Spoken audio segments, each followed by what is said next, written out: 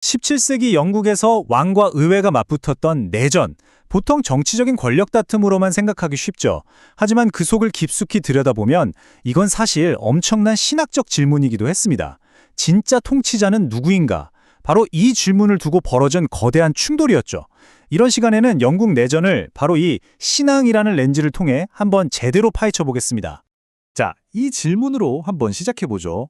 한 나라에 두 명의 왕이 존재할 수 있는가? 여기서 말하는 두 왕, 하나는 물론 땅의 군주인 찰스 1세고요. 다른 하나는 바로 하늘의 왕, 즉 만물의 주권자이신 하나님을 믿었던 청교도들의 신앙을 말합니다. 이 질문이야말로 영국 내전의 모든 갈등을 꿰뚫는 핵심이라고 할 수 있습니다.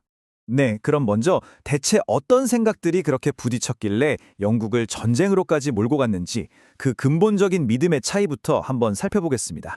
찰스 1세가 가졌던 통치의 근간은 바로 이 왕권 신수설이었습니다. 말 그대로 왕의 권력은 신에게서 직접 온 거다 이런 뜻인데요.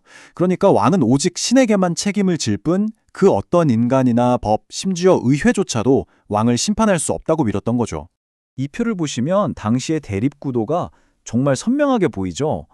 한쪽에서는 왕은 신의 대리인이니까 왕에게 반항하는 건 곧 신에게 반항하는 거야 라고 주장합니다. 반대쪽에서는 아니, 왕이라도 하나님의 법 아래에 있어야지 라고 맞섰고요. 이건 애초에 타협이 불가능한 두 세계관의 충돌이었던 겁니다.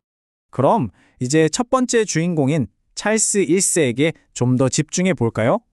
그의 믿음이 현실 정치에서 어떻게 나타났는지 구체적으로 한번 들여다보겠습니다. 찰스 1세는 자신의 신학적 믿음을 머릿속에만 담아두지 않았어요. 이걸 그대로 정치에 적용했죠. 그에게 왕의 뜻은 곧 신의 뜻이었습니다. 교회도 국가도 다 내 권위 아래에 있다. 바로 이 굳건한 믿음이 그의 모든 정치적 결정의 풀이가 된 겁니다. 이 믿음은 곧바로 행동으로 나타났습니다. 의회? 그냥 무시하고 세금을 걷었고요. 자기를 비판하는 사람들은 가차없이 감옥에 넣었죠. 특히 종교적으로는 윌리엄 로드 대주교를 시켜서 성공회식 예배를 강조하고 심지어 장로교 국가였던 스코틀랜드에까지 성공의 기도서를 쓰라고 압박했어요. 이게 청교도들 입장에서는 단순한 정책이 아니라 자신들의 신앙 자체에 대한 공격으로 받아들여졌던 거죠. 자, 이제 왕에게 정면으로 맞섰던 도전자 올리버 크로멜을 만나볼 시간입니다. 그는 왕만큼이나 강력했지만 완전히 정반대의 신앙으로 무장한 인물이었습니다. 왕족 혈통이었던 찰스와는 정말 다르게 크로멜은 그냥 시골의 지주 출신이었어요. 하지만 그에게는 왕의 권위보다 더 강한 힘이 있었는데 바로 타협을 모르는 청교도 신앙이었습니다. 바로 이 신앙이 그를 평범한 시골 신사에서 혁명의 지도자로 만든 거죠. 크로멜이 이끌었던 군대, 철기군은 그야말로 신앙으로 뭉친 군대였습니다. 이들은 전투에 나가기 전에 시편을 찬송하고 기도를 했고요. 자신들이 싸우는 이유가 지상의 왕이 아니라 만왕의 왕이신 하나님을 위해서라고 굳게 믿었습니다. 이 강력한 믿음이 그들을 그 누구도 막을 수 없는 군대로 만들었던 겁니다. 마침내 전쟁에서 승리한 크로멜은 호국경이라는 이름으로 영국을 다스리게 됩니다. 그의 목표는 아주 명확했어요. 성경의 원리가 통치의 기준이 되는 나라를 만드는 거였죠.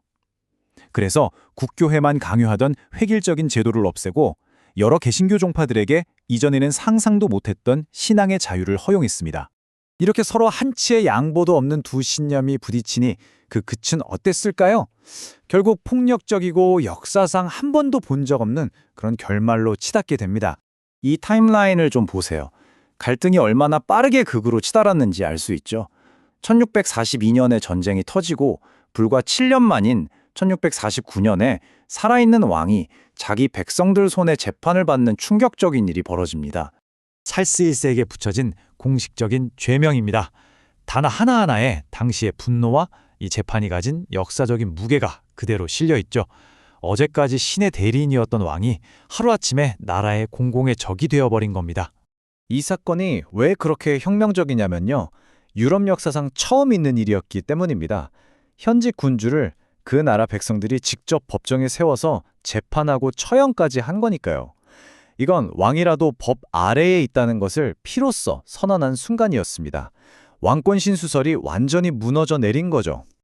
자, 그렇다면 이 엄청난 혁명이 남긴 유산은 과연 무엇이었을까요? 그리고 오늘날 우리에게는 어떤 의미가 있을까요? 물론 크롬웰의 통치가 완벽하진 않았어요. 한계도 분명했죠.